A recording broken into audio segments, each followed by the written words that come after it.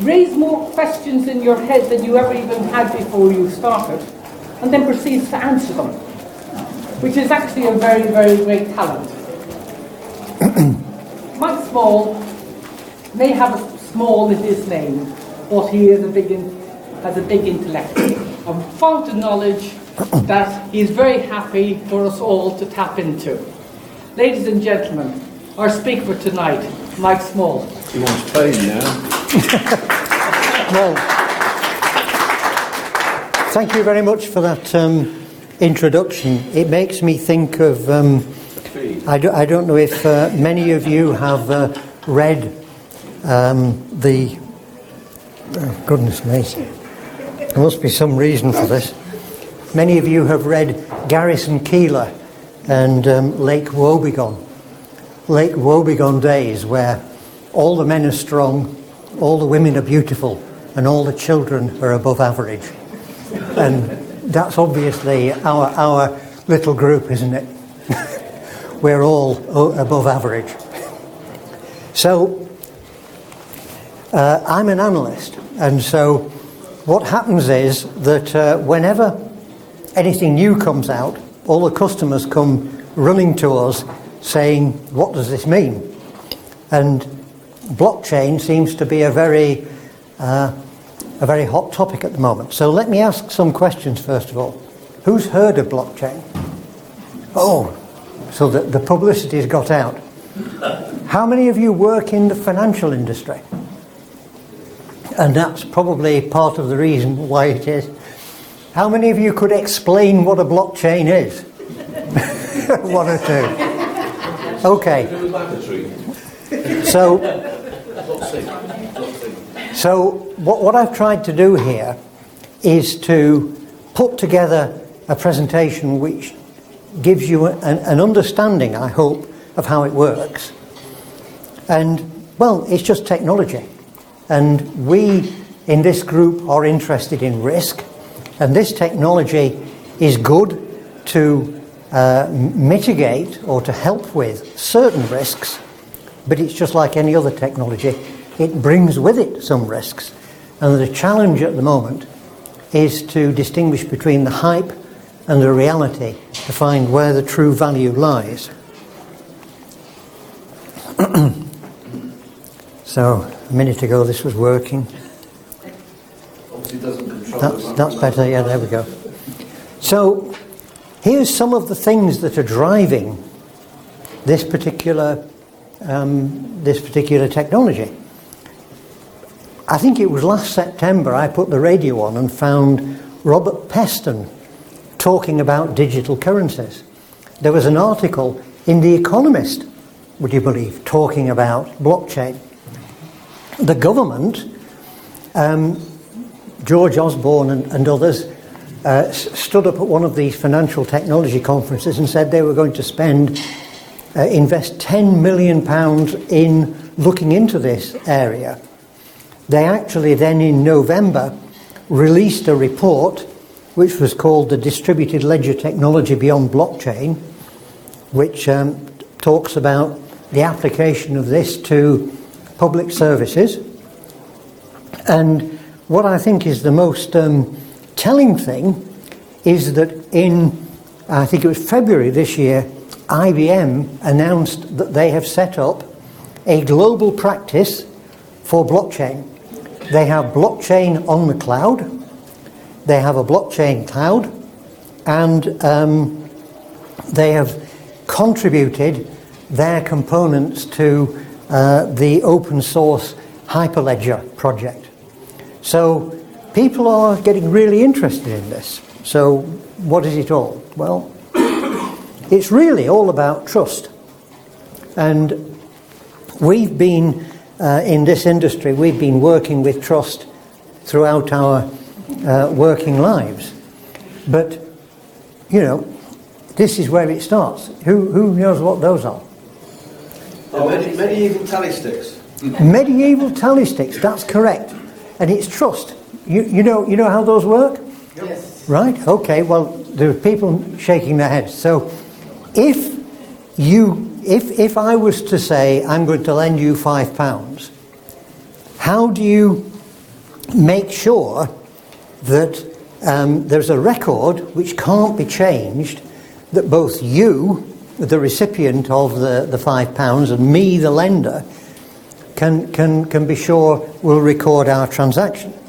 So what you did was you took a piece of wood, you had some agreed symbolism. So, for example, we'll say, for every £1 I lent you, you chipped a chip into the piece of wood, and then you split the wood down the middle, and you've got two pieces of wood with the same number of notches in them. And it's actually very difficult to fake a piece of wood that has been split, because everything has its own individual grain structure. And if I tried to pretend that you owed me £6 by putting another notch on, you could always counter and say, haha, but mine only has 5 notches on it. And it's very difficult to get rid of a notch once it's been created. So the point behind this is that we have this problem of trust but verify, and that technology was good then, and since then we've had various rounds of technology. For example, it's interesting that when people came up with paper ledgers, that some people were very, very unhappy about that, because they were frightened that you could cheat with a paper ledger with numbers on them. And indeed, what we do, if you think about it, one of the ways we try to avoid tampering with ledgers is we have this running total, the balance, that it means that if anybody tries to fake a transaction earlier on, it would alter the running total. We then moved on to things like public key infrastructure, and the blockchain is, in fact, in my humble opinion, is the PKI of 2016, in the sense that those of you who were around when PKI came out, there was a lot of people going around saying that PKI was going to solve every problem to do with trust. It was going to alter the whole way the internet ran, and in fact, many of those companies went bust. Many of the companies have now been absorbed, and yet PKI is, in fact, it's everywhere. If you make a credit card transaction, if you connect to an internet site, it's everywhere, and it's found, if you will, its value. Now, so let's look at what blockchain is and figure out what that means. Now, in the conventional approach to trust, what we do is we rely upon a third party. When you make a credit card transaction, you are relying on the bank that is giving you the credit card, and people will trust your credit card because it says it's Lloyds Bank, and Lloyds Bank is part of Europay, and Europay issued the certificate, the public keys that are on that card. So everything comes back to this third party, and that third party can only work by knowing exactly who you are. So what blockchain was trying to do was came from the Bitcoin. And I know there's still people wondering who the Bitcoin inventor was. I'm not really interested in that here.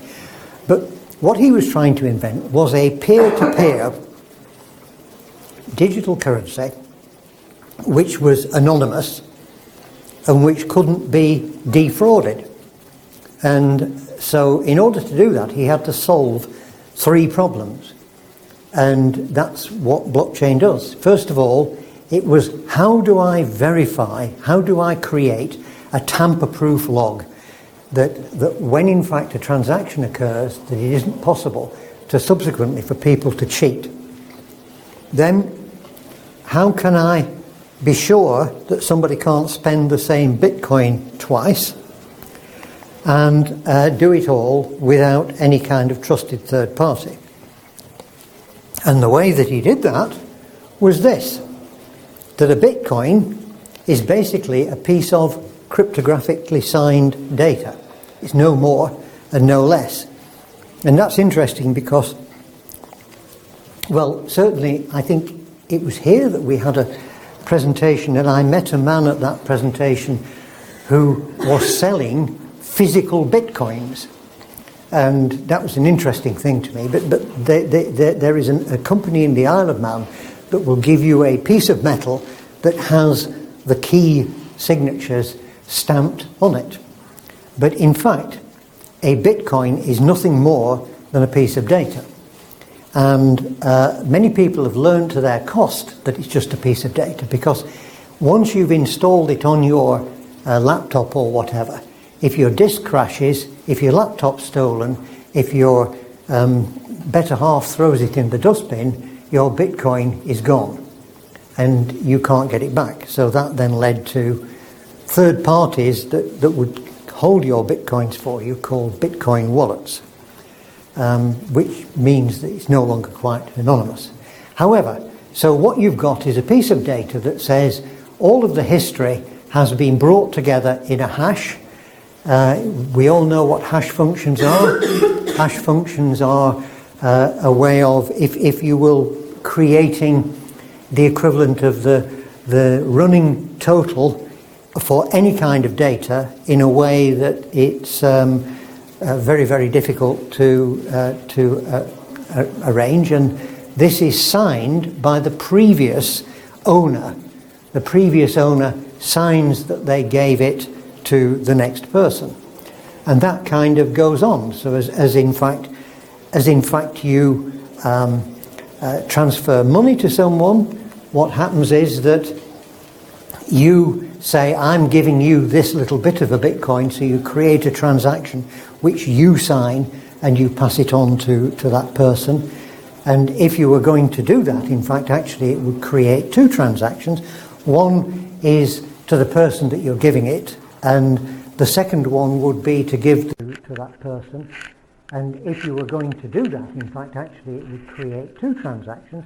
One is to the person that you're giving it, and the second one would be to give the change back to yourself. And that then carries on.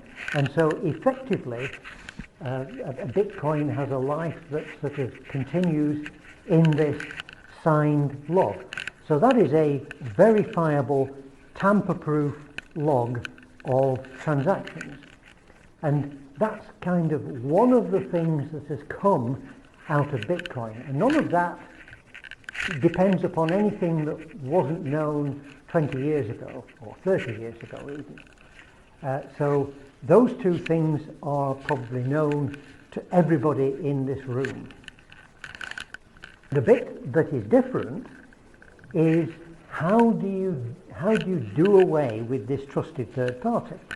Because certificate authorities, identity providers, all these kinds of people are the people at the centre, and if you want to do away with them, you have to find another way of avoiding, of ensuring that there is trust. And in order to do that, the Bitcoin uses what is called an algorithm, a consensus algorithm, which is called a proof of work. Now, this is interesting because a proof of work is a fancy mathematical term for something that we're all familiar with.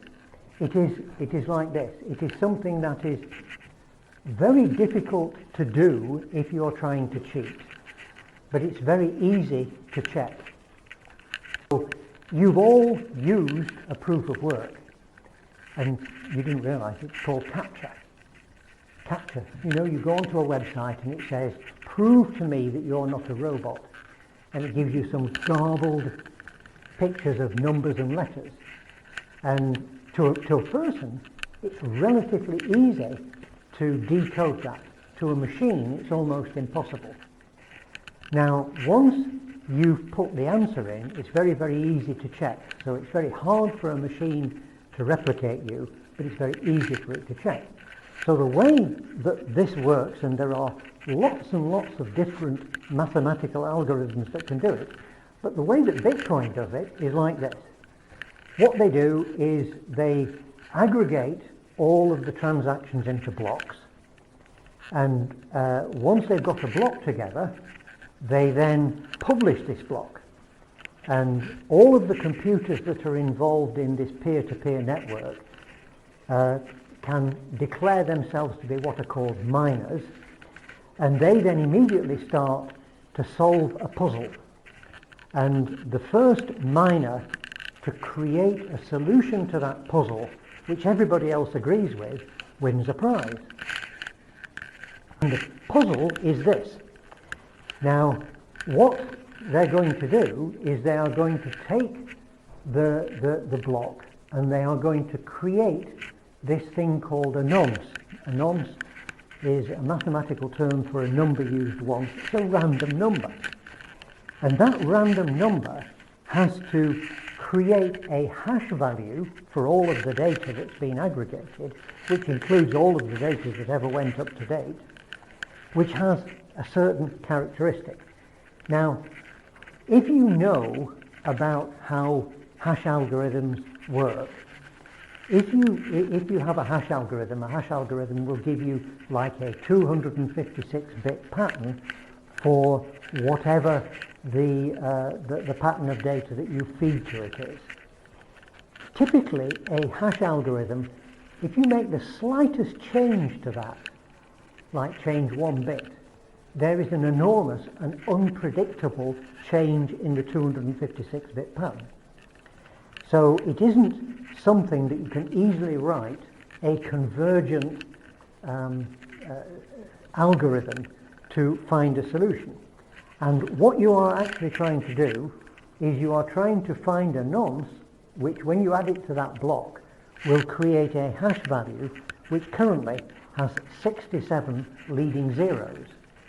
And the theory goes that as computer power gets more powerful, you make the problem more difficult. So instead of it being 67 leading zeros, you can say it's got to be 100 or whatever you like.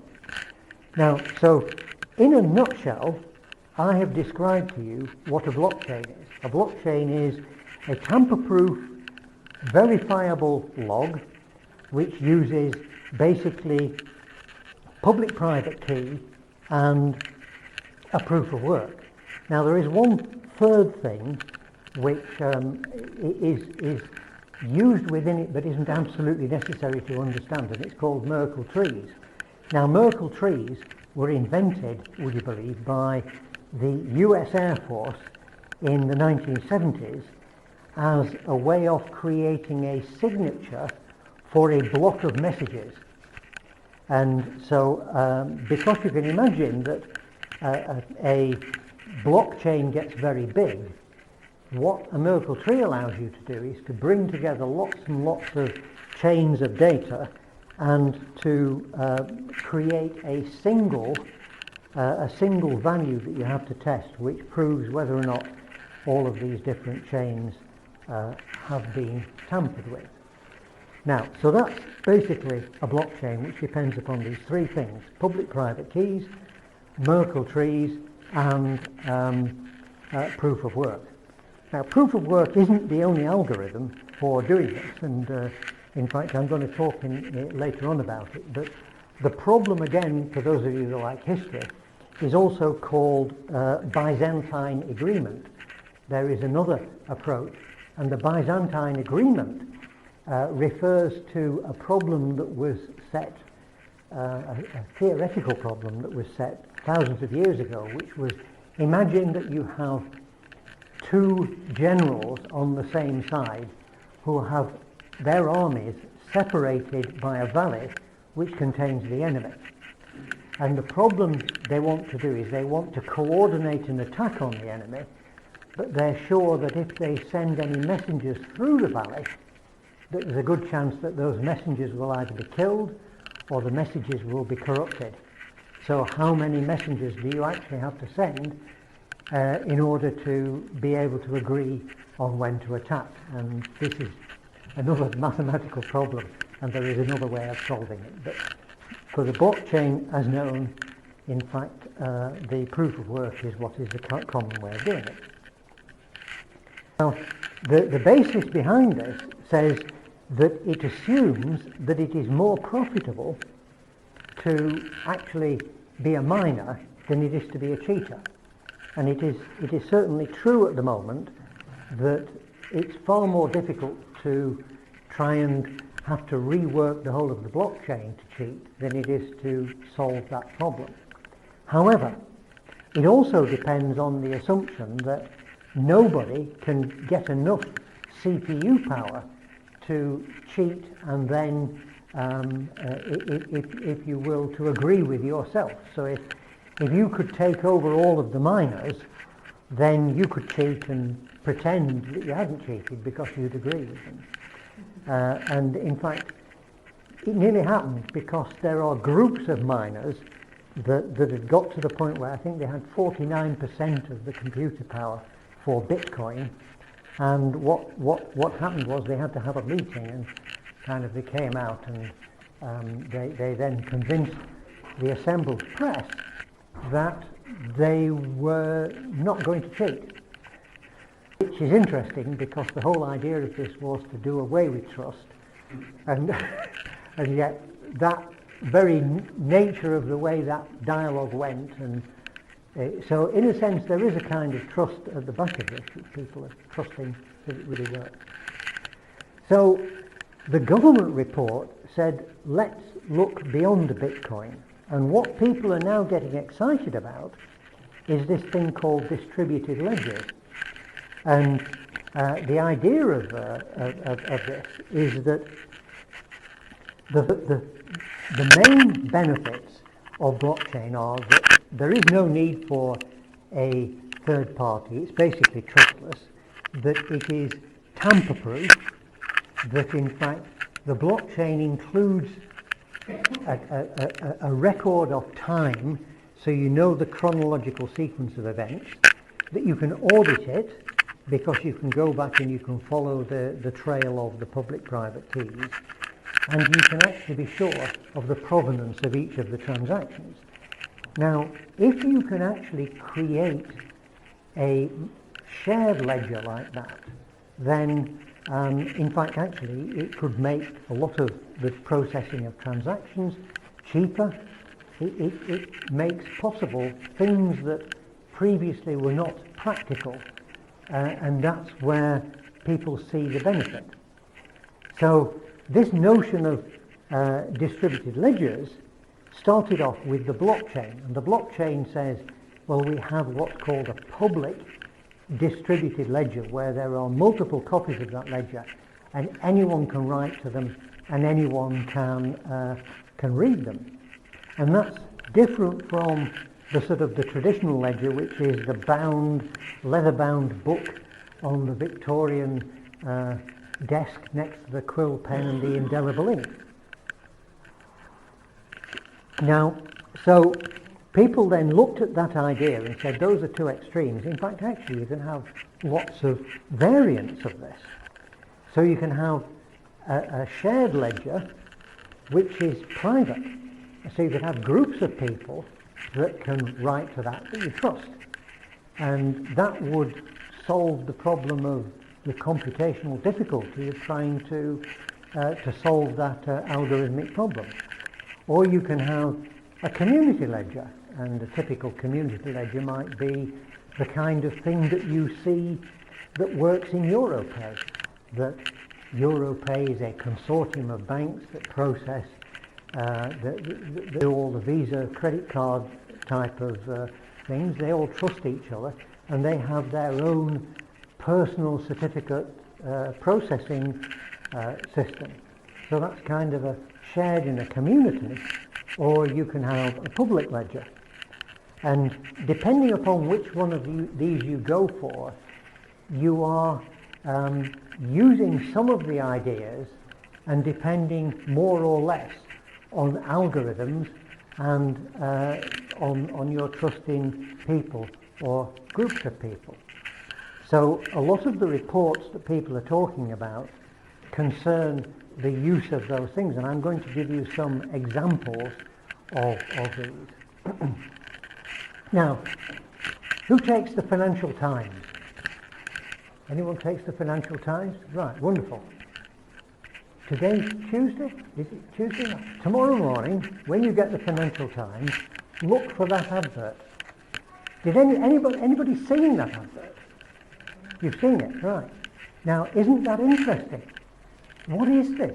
Why is that appearing in the Financial Times? And whatever is this funny thing? Well, those are hexadecimal hash values.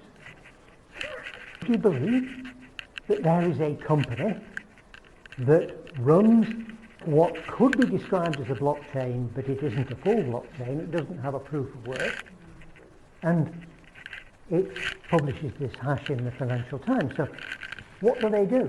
Well, I'll tell you what they do. When an organization makes a financial statement, a regulated financial statement, then there can be a lot of argument about whether or not they made it and whether or not they declared it properly. So if you publish some bad news and your shareholders or the traders think that you were trying to keep it secret, they will kind of cause a rumpus. And so what this organization does is this gives you proof that you have published your information. And the way that they do it is this, that you, at the moment that you create your statement, you've got to have signed up to their system.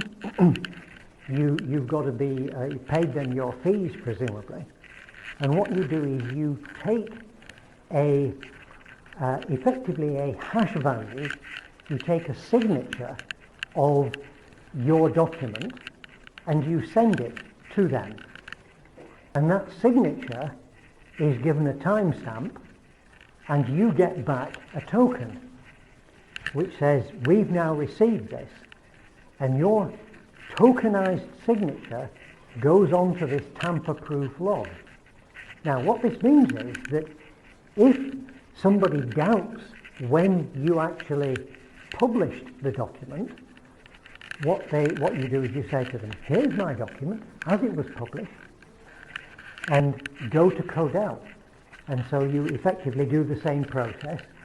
You take a signature of your document and you ask Codel about it, and they give you what was signed with a date. And if the two things match, then you've proved that your document that you gave them is what was registered and it hasn't been changed. So it's kind of like a signing of documents where you're not actually sort of exchanging the documents, and you're not even giving the document content to the prover. And this person is like a digital notary saying, yes, you actually gave that document up and you signed it. And it was signed and it was given then. And that actually has created a kind of a market that didn't previously exist. There's lots and lots of places where you may not trust the information. For example, you may not trust your government, you may not trust people to hold your information, but you can use this kind of idea as a way of keeping hold of the information yourself, but being able to prove that what you've got hasn't changed, or that if the government is holding it, that nobody's tampered with it. And talking of that, there is this thing called keyless signatures, which is Estonia. Estonia's marvellous, isn't it? I mean, what is it, 3 million people? And 1.5, is it? But it's not very many. But it's a small number of people and highly sophisticated economy. And since 2007, Estonian citizens can file documents. Well, you say about this, but it's the way that it works. So it's exactly what I described before. that there is a process that you as an Estonian citizen have a smart card. Your identity card is a public-private key pairs for signing and proof of identity. So you use your identity card to sign the birth certificate of your child, your tax return or whatever. You then go through this process of sending the signature of this document that you are attesting is yours, and you put it into this keyless signature infrastructure, which gives you back this token. If anybody wants to confirm that your document is what it is, you can say, well, okay, the insurance company wanted to see my birth certificate, so you can give your insurance company the birth certificate. They can create the hash themselves, and they can then check that it's still the same, and indeed, but it doesn't involve the government actually holding the document. You can control of it, and you can keep control of who you let have it. So that's an example of what people are doing with the blockchain in Estonia. They've been doing that since 2007. Now, that's not the end of this, although there are a lot of places where a tamper-proof log is going to be quite interesting, and examples of where that might be useful is, for example, in the Internet of Things, where you're going to have volumes of data, and that data needs to be checked for provenance. If you want to imagine a world where you can have more control over your personal information, using this kind of system, you no longer have to register your information with a third party who may then tamper with it and leak it. All you have to do is to prove that that information was notarized at a certain point, and then only people who you want to have it need to have it. So the third idea is to take this a stage further. Now, if you think about how I described the Bitcoin blockchain described a set of transactions which were fixed. They were transactions which were to do with, I've got a Bitcoin, I can pay a bit of money to you, you can pay a bit of money to me, and that's all you could do.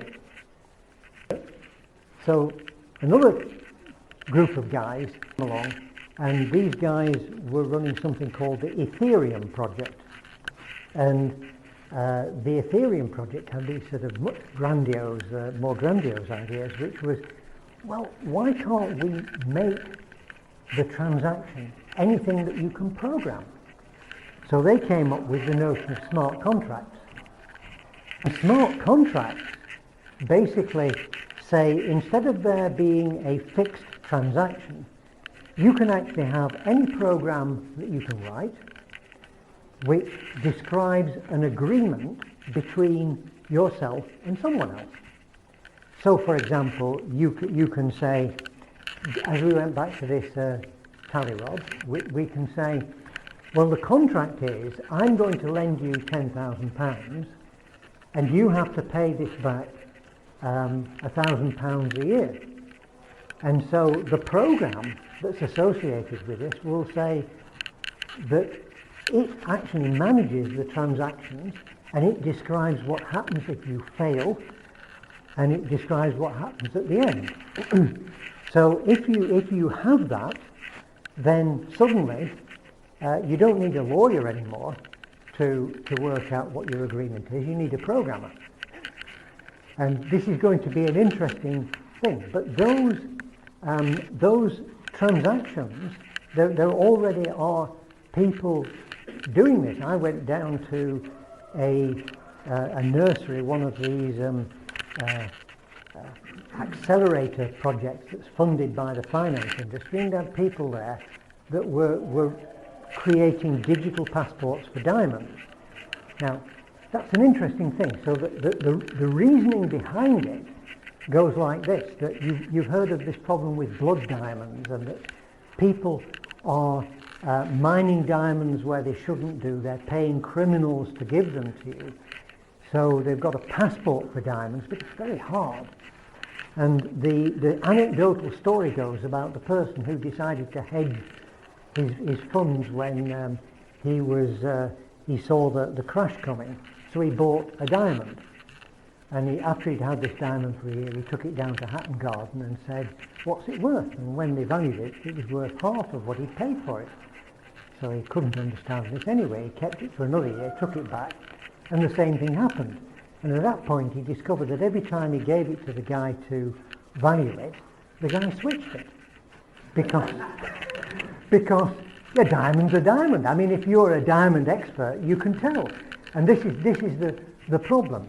So the idea of this is that if you can etch a tiny pattern onto a diamond, or you can identify a diamond by some kind of physical characteristic, you can put this into a blockchain, and the blockchain can be so cheap to run that you can actually check every time you take that diamond in that it is the same diamond, and you can find all the history out about that particular diamond. Another example that's really going on is to do with logistics, and it's interesting because I came across two examples of this, one only this afternoon, where it turns out that there is a Finnish city that is looking at using blockchains to manage cargo logistics. But in fact, this was to do with bills of lading, was the first one. Bills of lading are documents that are trace, if you will, the movement of goods. And the banks are interested in these because typically you make a box full of widgets which you sell to someone at the other side of the country.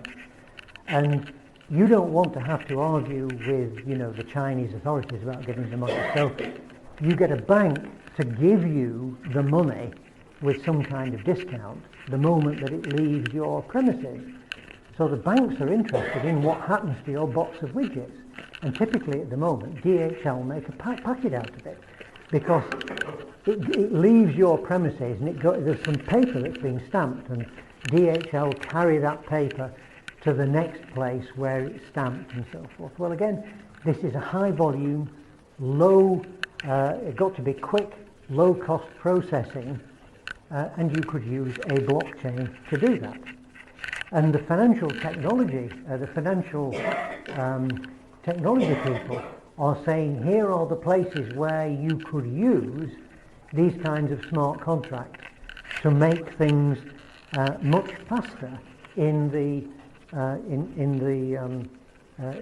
way in which financial services run, so that share transactions and so forth. So Lloyd's of London were actually saying this afternoon that settlements that currently take 2 days, they could be down to seconds if they could use a blockchain. And so that's the kind of motivation that there is behind it. Now, so of course, like anything else, when you have a popular piece of technology, then everybody and his dog joins into it. So there are all these different platforms that have appeared, and I mean there's more of this, and they're all nice names, aren't they? The Hyperledger project is the one that is the open source being run by IBM, and Ethereum seems to be a crowdsourced but pretty significant project that's going on, that's being taken up by much of the financial industry. Now, what these things are different in is that they all have their own consensus algorithm. And you remember I said proof of work is one, but there is a whole list. There's proof of work, proof of stake, Byzantine agreement, and some of them have their own individual ones Stellar and Tendermint are like that. There is then the question about what they are good for in terms of what is agreed. Now, I've given you two examples of this. In the Bitcoin example, the actual thing that is agreed is held in the blockchain. So the actual transactions themselves are held in the blockchain. But then I gave you another example, which is that's called on-platform. And I gave you another example, which is off-platform, where rather than holding the transaction on the platform, what you do is you hold the signature of the transaction. So in the case I gave you of the digital notaries variant, you don't actually hold the document that you've notarized, you simply hold the signature of it, so that if anybody comes along and says, I want to check on this, they only need to check the signature. And then the final thing is deciding who is to be trusted. And that is an interesting point, because in the Bitcoin view, the view is nobody is to be trusted. But in most commercial environments, you have some degree of trust. And it may be that, it's actually the thing is running entirely within the organization through, I trust some people more than I trust others. And some of these things are better for dealing with whether or not you have trusted people involved. And largely speaking, that trust allows you to reduce the processing cost. Now, I've talked to you about the good things, but you see, I'm Mr. Paranoid Android. And so when people came along and said this to me, I decided I was going to do a risk. And many of you will recognize this. This is a heat map. So I sat down and I wrote out all the things that I thought could go wrong. And I'm not expecting you to read that, so I'm going to talk about some of the highlights of this. If you can read it, then you're probably doing better than me, and I'm close. So, first of all, there are what I would call the critical risks. And these are, it's only software. So if you buy Ethereum, or you buy Tendermint, or you buy the Bitcoin variant, how do you actually know that if you put your stuff on this, that it's actually going to be processed correctly? If you use an Oracle database, or you use another piece of software, you have an element of trust in the programming group that does it. And at the very extreme, you can say, some kinds of software will be certified. Common criteria certification, for example. What I see is people producing these platforms. I don't see a race to certification. So the first thing you're doing is you trust the software platform, and all of my long experience says even if they aren't going to defraud you, it'll be full of errors. No software I've ever come across isn't. Or it may even be full of vulnerabilities that other people could in fact target. If it was written with the same kind of ethos as the original versions of Windows were, it wouldn't take very long before the hackers find their way in to steal whatever it is that you're putting on this. So the notion that the actual data chain is verifiable doesn't mean to say that there couldn't be chaos if you had targeted malware. And then managing change. If you're using something like blockchain, there are all these different kinds of servers that are involved in it, and who actually looks after them, and how do you know that they haven't been tampered with, or they haven't been compromised through poor change control? And this is the problem of depending upon other people's services. Then there's what I call important risks. And the lawyers have not yet, as I could work out, decided who would be liable if it all went wrong. You know, you're back into this business of once you start depending upon algorithms as opposed to depending upon people, the lawyers just have a field day. There's a range of solutions to that. The most extreme is the sort of New Zealand approach, where all of the participants in a particular market contribute to a fund which basically says if something happens and we can't prove whose fault it is, then we've got a way of paying damages to the people that have been hurt. Through to Jarndyce might be a Jarndyce at the other end, where you know, the Dickensian, the lawyers will eat all your money until there is none of it left. And compliance. Now, sometimes it matters where your data is, and there's lots of different businesses where your data has to have a certain geographical location. If you have a public distributed ledger, then you probably have no control over where your data is going to go, even if it's only a hash. You may or may not be worried about that, but that may be a problem that you have no control over.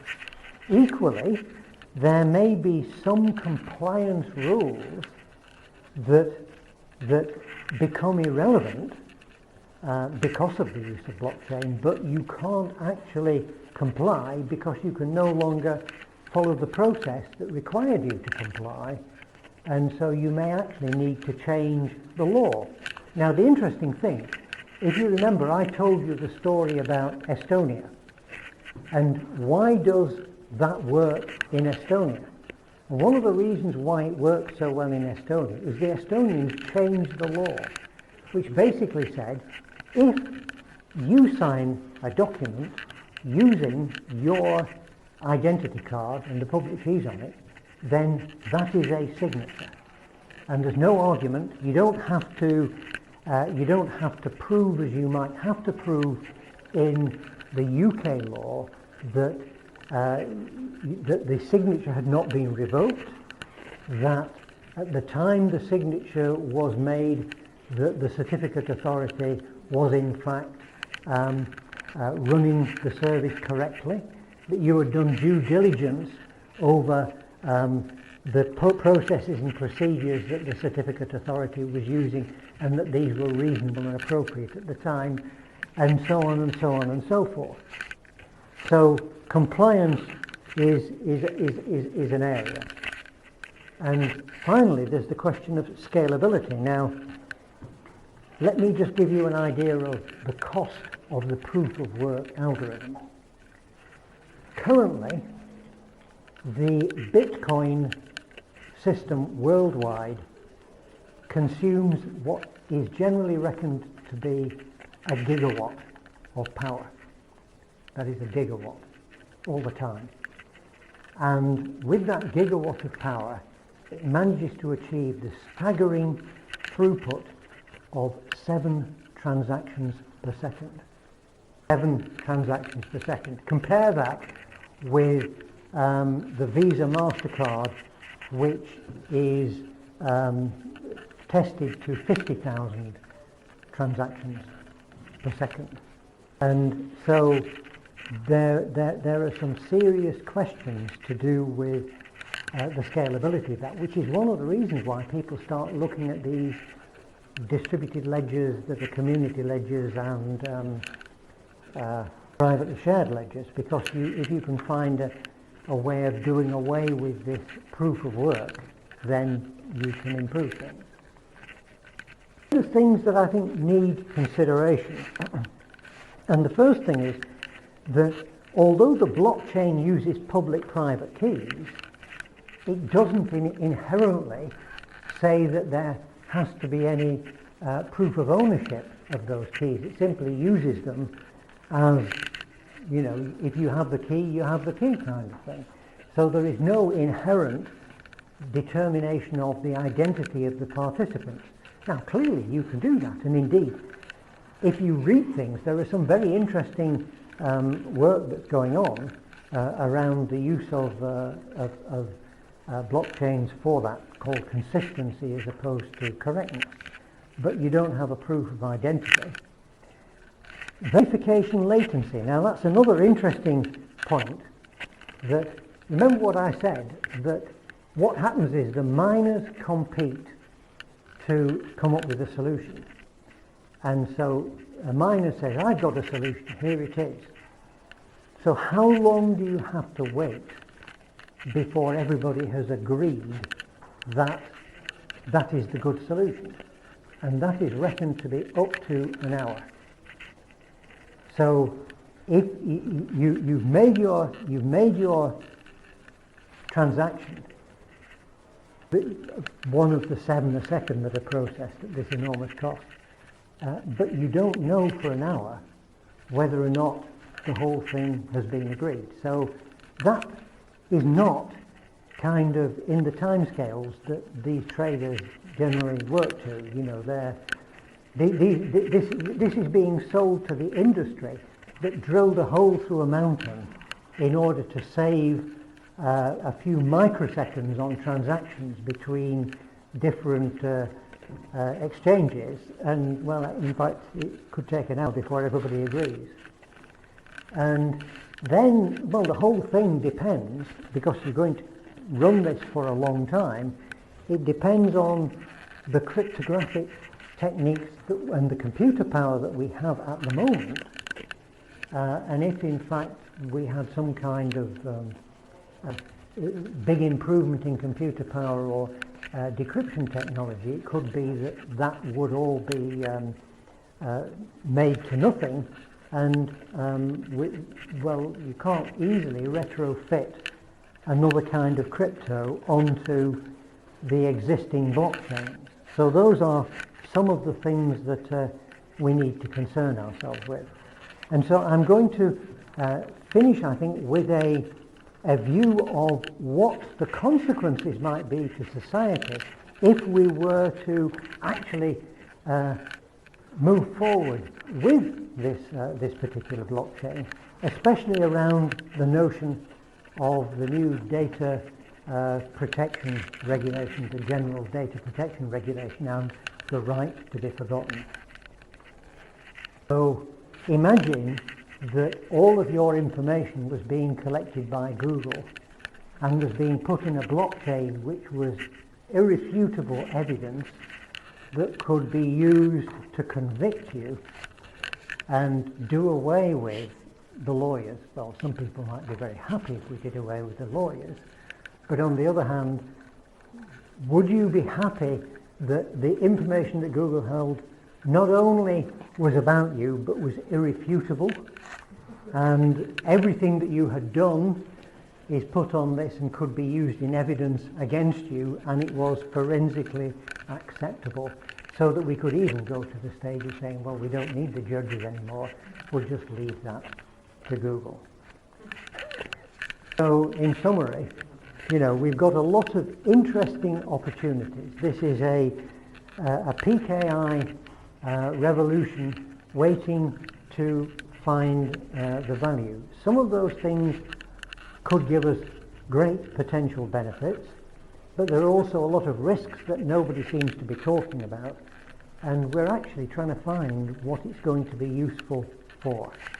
So that's my simple view of blockchain, and I'm here, and I finished 5 minutes before I should, so that if you've got any questions, I'll be happy to answer them, and if you've not, then I'll be outside with a little drink of wine or whatever, a cup of tea, to talk to you then. Thank you. Usual, like I said, more fun when we started out there. A great day, not necessarily to converse other people, but at least understand ourselves. So all I do is thank Mike for an unusual approach to showing us the potential, but always, as we say, make up your own mind. So just thanks, Mike, and you.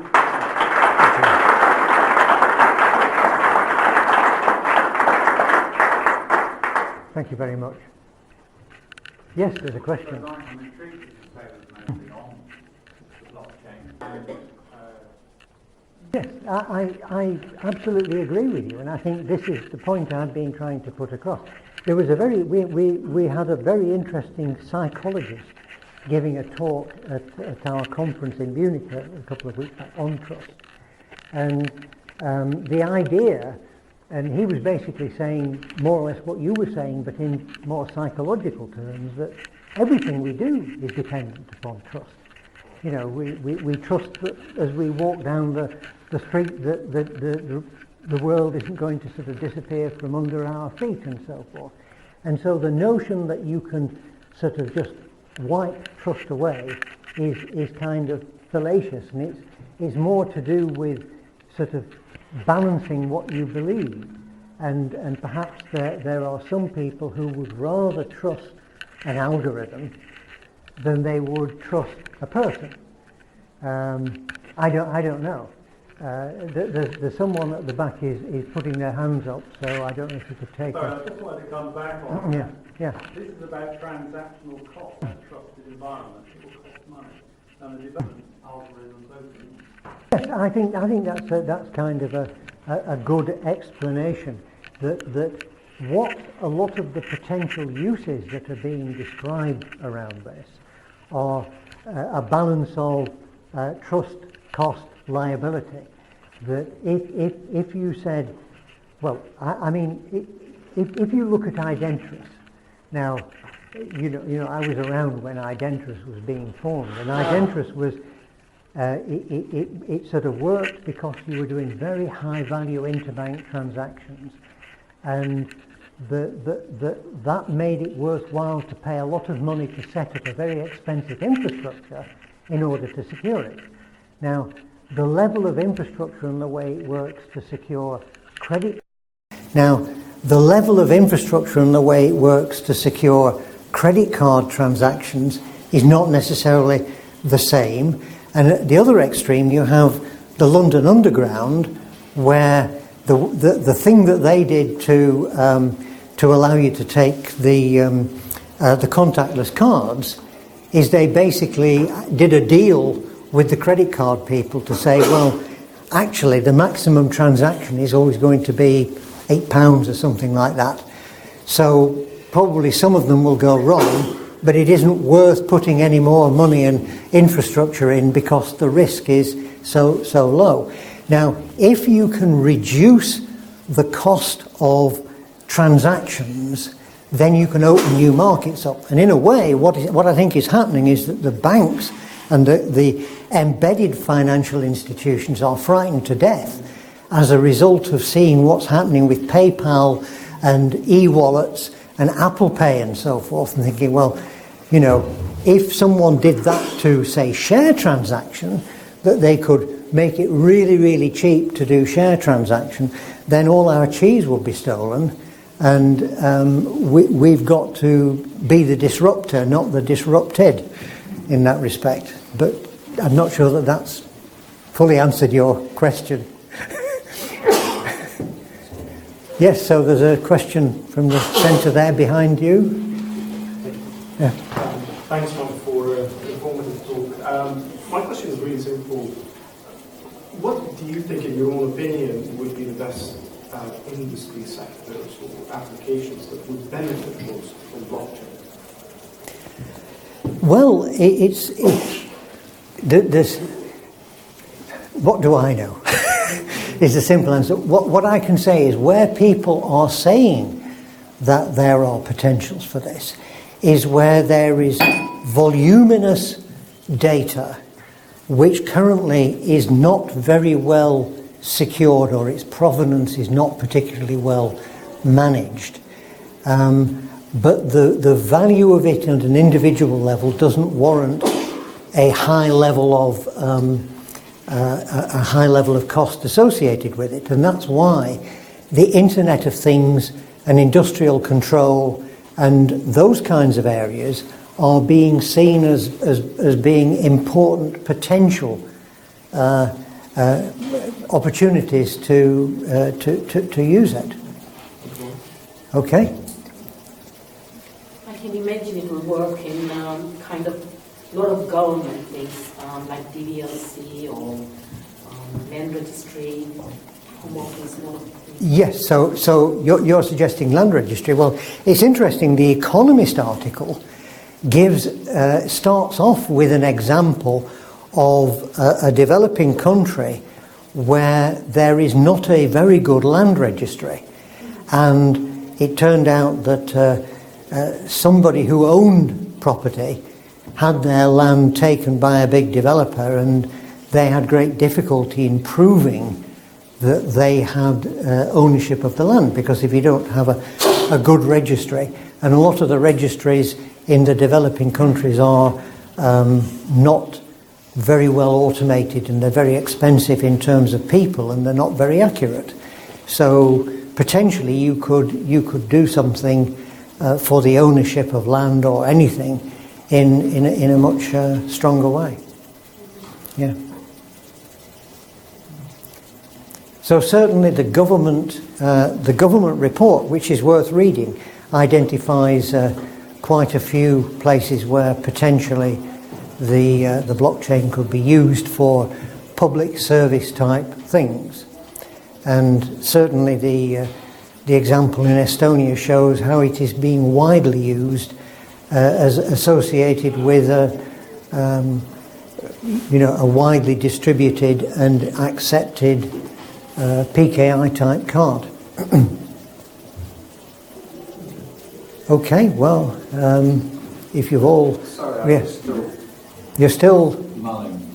Yes, mull. The thing works by you putting your either transaction or signature in along with everybody else's. So it effectively timestamps your transaction by putting it in its place against all other transactions that are happening. Whereas if, for example, you have and you're trusting somebody that actually does that. Whereas if, for example, somebody issued a random number timestamp every microsecond, you could stamp it with that and assert that the time and date was not forgeable because you used a reliable timestamp. And so, is it going to all that trouble to assemble everybody's transactions into a list, into a sequence, a journal, to avoid having to rely on a time and date stamp? Well, I gave you a simplified view of what is happening in that, but part of the process involves basically the time-stamping mechanism. When the things are accumulated into a block, there is a timestamp that goes onto that block, and those timestamps can be seen to be in a sequence, and so part of the job of assembling things is creating a timestamp which is accepted by everybody. So the whole thing actually depends upon, if you will, a sort of a consensus based on a voting majority. That if everybody was doing something wrong, then presumably nobody would agree. If one rogue in this started to try and do things wrong, their solutions would be rejected by the majority, and the majority would win, and that is what would move forward. And that's where the risk actually in this is that if the majority could be perverted to all do the same wrong thing, then you've